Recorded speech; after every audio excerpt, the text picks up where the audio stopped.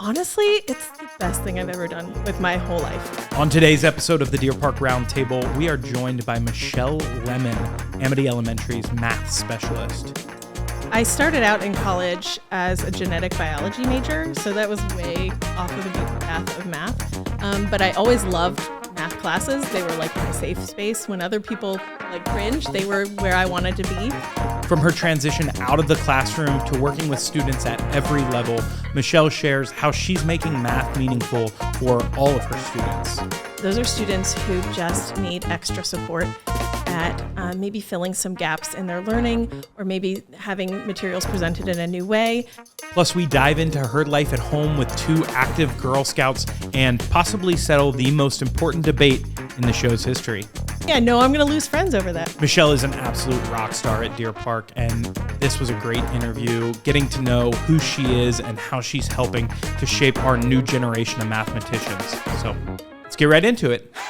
Welcome to the park, where the stories of our incredible staff and faculty go beyond the classroom.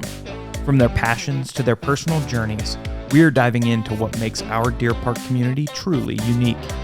This podcast isn't just about their roles as educators, it's about who they are as individuals, the lives they lead, and the impact they make both inside and outside of school walls. This is the Deer Park Roundtable.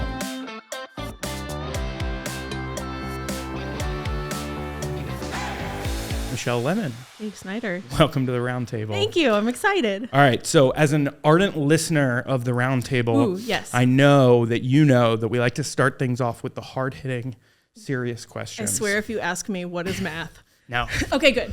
No, but we are going to do something different than I've ever done before. Uh-oh. I have a visual aid here. Oh, no. So I need you to rank these 3 things in order. Oh, man. Okay. This is an easy one for me. Okay. Number 1 is our Tagalong, which has been renamed Peanut Butter Patty because we have a different supplier.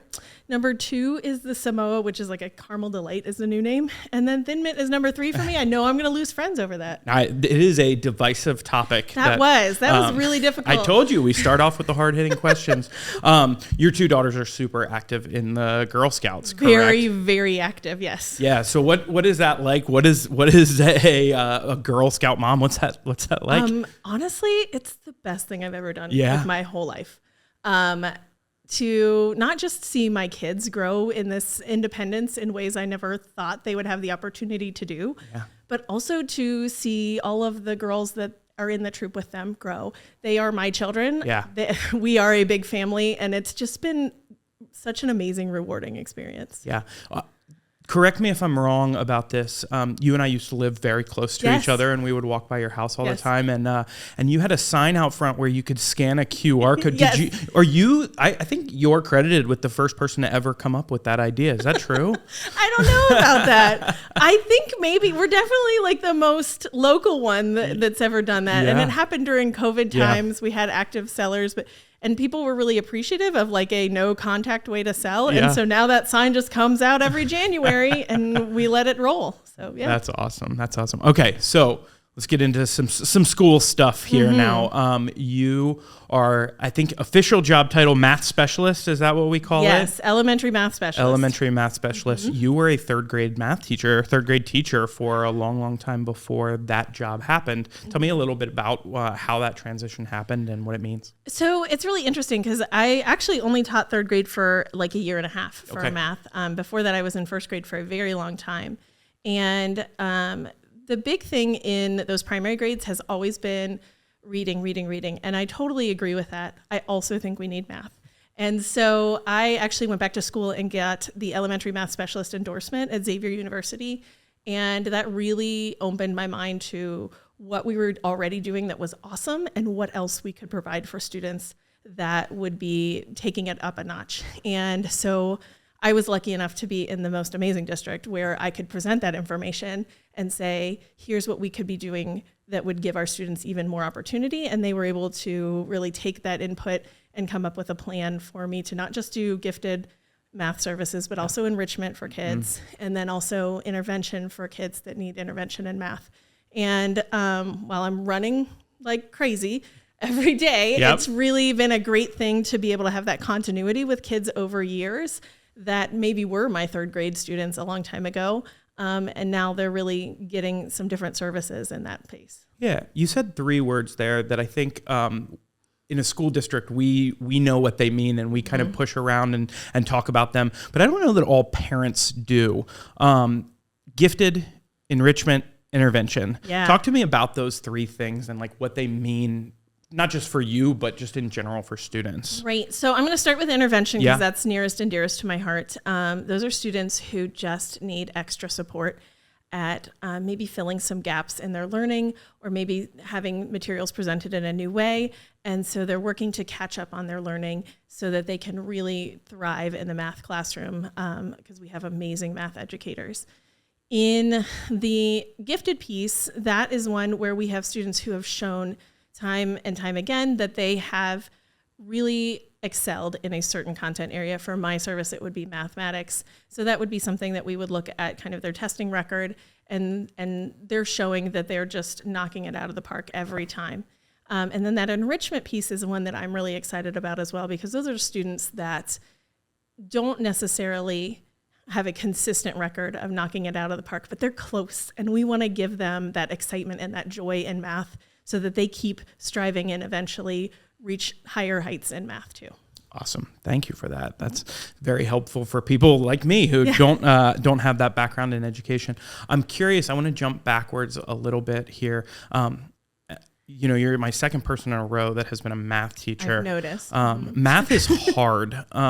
Is math something that you always knew that you were going to get into kind of coming up through your educational journey? Or was it something that you kind of fell into later, once you got into college and things like that? How did you get here? So it's so interesting because I started out in college as a genetic biology major. So that was way off of the beaten path of math.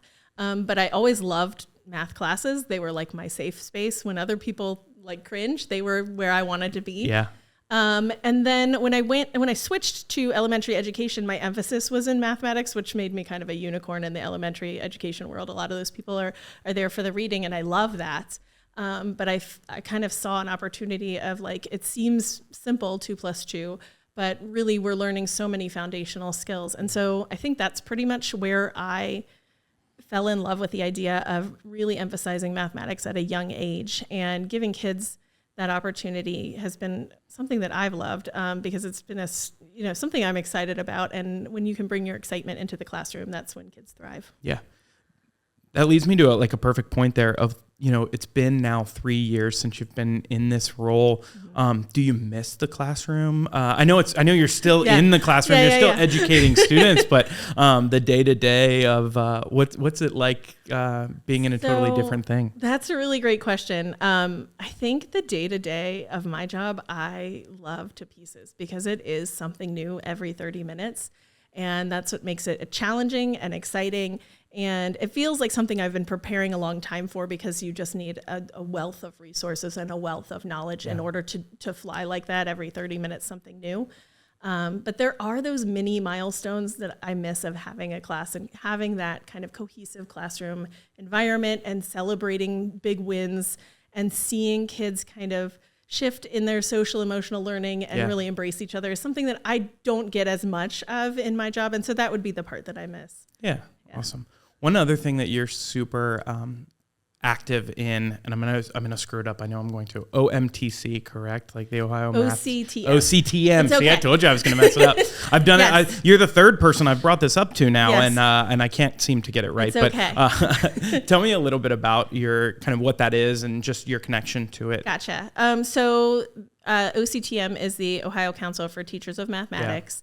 Yeah. And so it's a statewide council of educators that are just passionate about math, passionate about learning more about the best practices in teaching math. And also there's an advocacy piece there of standing up for what's right for students. And so I've been really lucky that I've had opportunities to not just present at the state conference, but also to serve on the board for Southwest OCTM, which would be our local chapter. So I just finished up my 4th year of president of Southwest OCTM this spring. And that really is such an amazing opportunity to connect with great educators across this tri-state area and really get them, excited about learning from each other and ways to connect and just ways to feel supported, because teaching has had a rocky few years with a pandemic. And so it's been really exciting to have a way to give back and support teachers too. Yeah. When I talked to Allie Stiller last week, one of the things that she kind of touched on in it was, you can often feel like in a district this size that you're a little bit on an island. Is that similar at the elementary level, or because you have teams, obviously it's different for you now, but just as a teacher perspective, do you get that kind of island feel where you're the only one teaching something? I don't know that you get, I think Deer Park, especially in Amity, we are teamed. And so people rely heavily on their teams, and it's an amazing thing. I think the thing that really pushes us over the edge when we have that support from someone like OCTM or Southwest OCTM is that we have connections of what else is out there besides our team. And so that's been a really great thing to see our teachers kind of engage with, not just between themselves, because a lot of times in the math department, it's a team of two. Yeah. You have 2 third grade math teachers. And so they have a lot of great ideas, but giving them opportunities to access more of those and to reach beyond that is a great thing. Yeah. Speaking of your island is 2, you and Kara Gummel. Yes. And you guys came in at the same time and kind of have created this program that you've been able to make it yours. It was something that really didn't exist in its organizational structure as it does now. What has that been like, working with Kara, but also just kind of your guys' collaborative effort together? Working with Kara is a dream. She is the yin to my yang that I didn't know I was missing.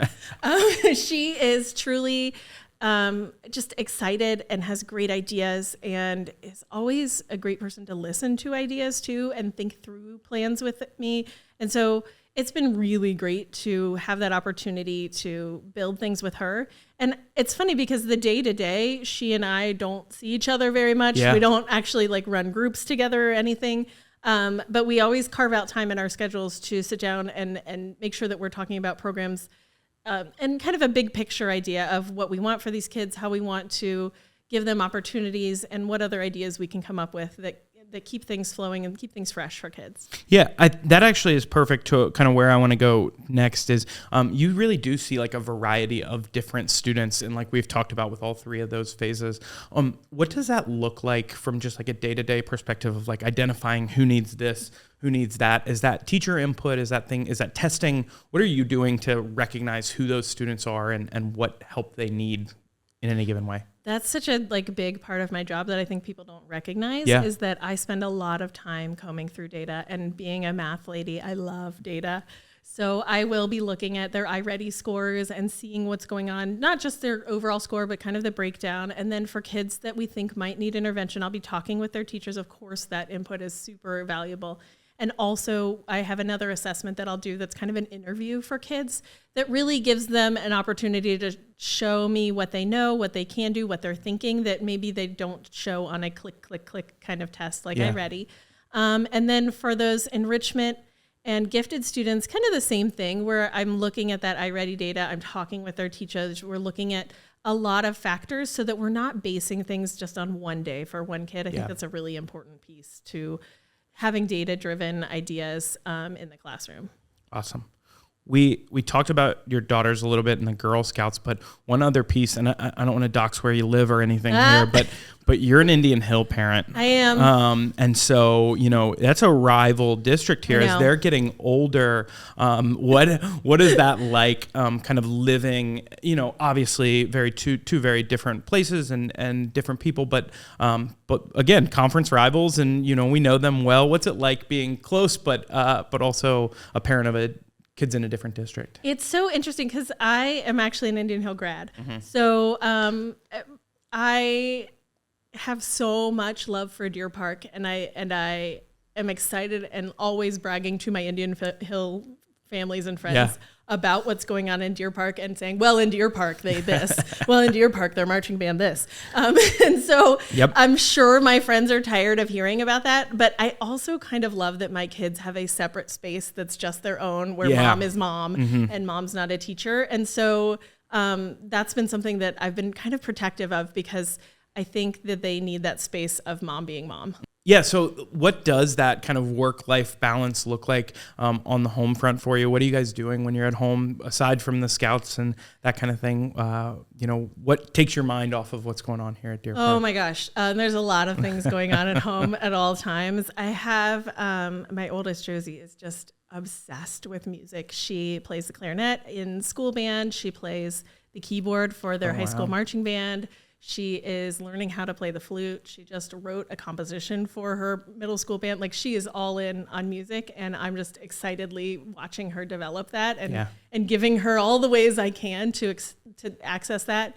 And then my youngest, Emily, she is really into a lot of like physical hard work, kind of graceful activities. So she loves aerial silks yoga, and she's actually taking a flags class from Brenda Livingston, living legend. Yeah. So we're really into those things. And then my downtime, this is going to sound so nerdy, but I love Duolingo, and I'm like learning Spanish on my downtime. Nice. Because I don't know, something about having an active brain is something we value in our house. So is that a disconnect from math? Like you that learning a different language and playing? It's interesting to me that your daughter is so into music. She's not kind of going that artsy path rather than the. Is that on purpose, that disconnect, or is it just kind of going the way that I think that it's life natural. takes you? I think I'm a very artistic person too. Okay. Like, I do piano lessons with my daughter Josie. We do them like one after the other, right fun. here in Deer Park at Orange Whale.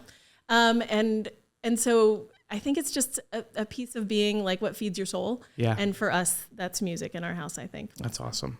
All right, so jump back into the work for just a second here as we kind of close this out.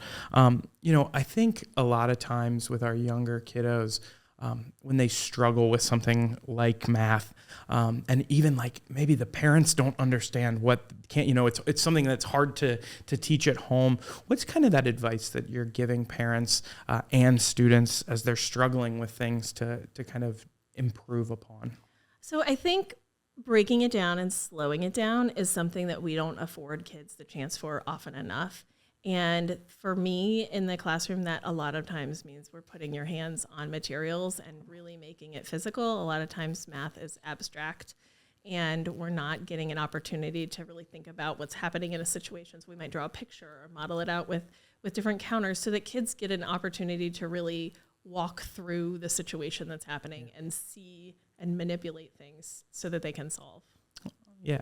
On the opposite side of that, as those real young kids, those kindergartens, first graders, a parent sees their kid as just really excelling and doing well. What does that process look like, kind of moving forward and where they go and that kind of thing? That's my favorite question, because I feel like a lot of times the answer to parents is I want to teach them the next thing. What's the next thing? I'm going to show them the next thing. Yeah.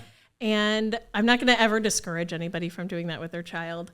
But it is my job day in and day out in the classroom to, instead of just showing them the next grade level's content or the next hard skill that's coming up, to instead show them what depth and complexity we can go to with just what we have in front of us. So how can we connect this skill to the real world? How can we take this skill and turn up the heat so that we're using a lot more thinking and a lot more reasoning with this skill that you're acquiring?